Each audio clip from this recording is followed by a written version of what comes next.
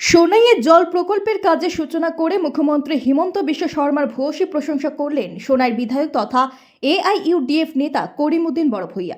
তিনি বলেন, রাজনৈতিক মতাদর্শ থাকলেও উন্নয়নমূলক কাজকর্মে মুখ্যমন্ত্রীর সাথে কোনো মতভেদ নেই। দেখে নেওয়া যাক বিধায়ক করিমউদ্দিন বড়ভূঁইয়ার বক্তব্য। যে সুবিধা থাকে কন্ট্রাক্টর ভাইয়ের বা ডিপার্টমেন্টের লোকের আপনি সহযোগিতা করবেন। আমি এসি মেম্বার এবং আমার এহসান ভাই পূজাই সবাইকে আমি অনুরোধ করবো আপনারাও যাতে নজর রাখেন, কাজ যাতে সময় মতো হয়, প্রত্যেকের ঘরে যাতে জল পায়। আর একটা কথা একেবারে ক্লিয়ার, ঘরে কানেকশনের জন্য কোনো টাকা লাগে না, একেবারে ক্লিয়ার, 1 টাকাও লাগে না। আমি প্রত্যেক সভাতে বলি,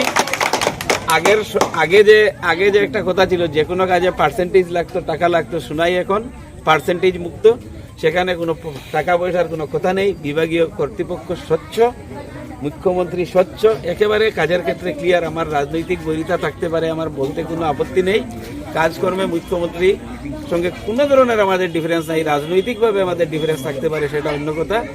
আর উনিও কাজ নিয়ে, কোয়ালিটি কাজ নিয়ে সবসময় কনফারেন্স করেন, মনিটরিং করেন। আর আমি জানি যদি কাজে গাফিলতি হয়, এখন এডিশনাল এসপিও অ্যারেস্ট হন আর ডিএসপিও অ্যারেস্ট হন, এডিসিও অ্যারেস্ট হন। তাই এই কথা মাথায় রেখে আমাদের মোটামুটি একটা ওয়ার্ক কালচার ঘুরে এসেছে। আর সোনাইতে প্রথম আসামের মধ্যে শুরু হয়েছিল যে দুর্নীতি মুক্ত একটা পঞ্চায়েত লেভেল হোক, আদার্স ডিপার্টমেন্ট হোক, মানে দুর্নীতি মুক্ত করা, সেটা আমরা গত 2 বছরে আমরা 100% সফল না হলেও আমি দায়িত্ব নিয়ে বলছি, সোনাইতে আমরা 80 থেকে 90% আমরা সাকসেসফুল।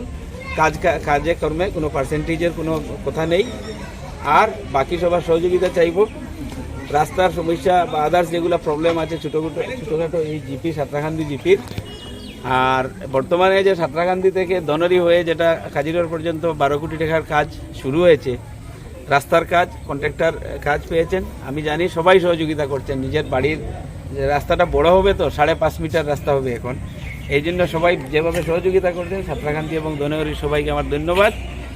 আর আমরা কথা দিয়েছিলাম যে এই রাস্তা বড় করে একটা বাইপাসের মতো করে দেবো, সোনাই বাইপাস, তো অনেকটা ট্রাফিক কন্ট্রোলও হবে।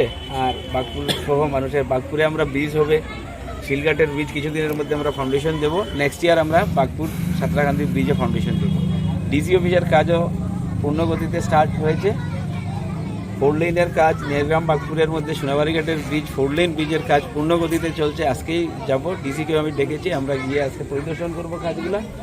বাকি পেন্ডিং যা কাজ আছে সবগুলোই শুরু হয়েছে। কাজের সিজন, এই সিজনকে আমরা কাজে লাগাতে হবে। শুধু এখানে পিএইচি না, সমস্ত সোনাইতে বিভিন্ন অঞ্চলে পিএইচির কাজ আরম্ভ হয়েছে। যেখানে যেখানে জলের অভাব ছিল সেখানে আমরা পিএইচি দেওয়া হয়েছে।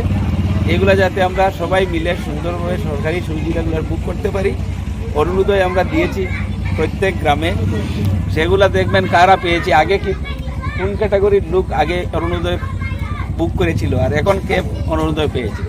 আমি তো চ্যালেঞ্জ দিয়ে বলছি, প্রত্যেক গ্রামে যারা পেয়েছেন, গ্রামের সবচেয়ে যারা যোগ্য, নিচের লেভেল থেকে আমরা লিস্ট করেছি, সবচেয়ে গরিব থেকে লিস্ট শুরু হয়েছে, এইভাবে আমরা লিস্ট করেছি। এবং ডিসিকে আমি ধন্যবাদ জানাই যে অরুণোদয়ের লিস্টে ডিসি নিজে পার্সোনালি মনিটরিং করেছেন। অন্তত সোনাইয়ের ক্ষেত্রে আমি বলি একেবারে নিট অ্যান্ড ক্লিন হয়েছে। আগামীতে আমরা যা পাবো সেইভাবে স্বচ্ছভাবে করব।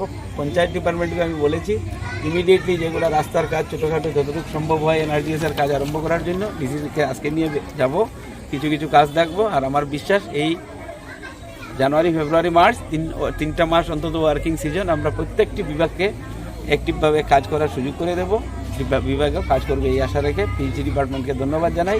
বাকি পিএইচিগুলো যাতে টাইম শিডিউলের মধ্যে কমপ্লিট করেন এই দাবি রেখে, আহ্বান রেখে সবাইকে ধন্যবাদ জানিয়ে আমার বক্তব্য শেষ করছি। Thank you.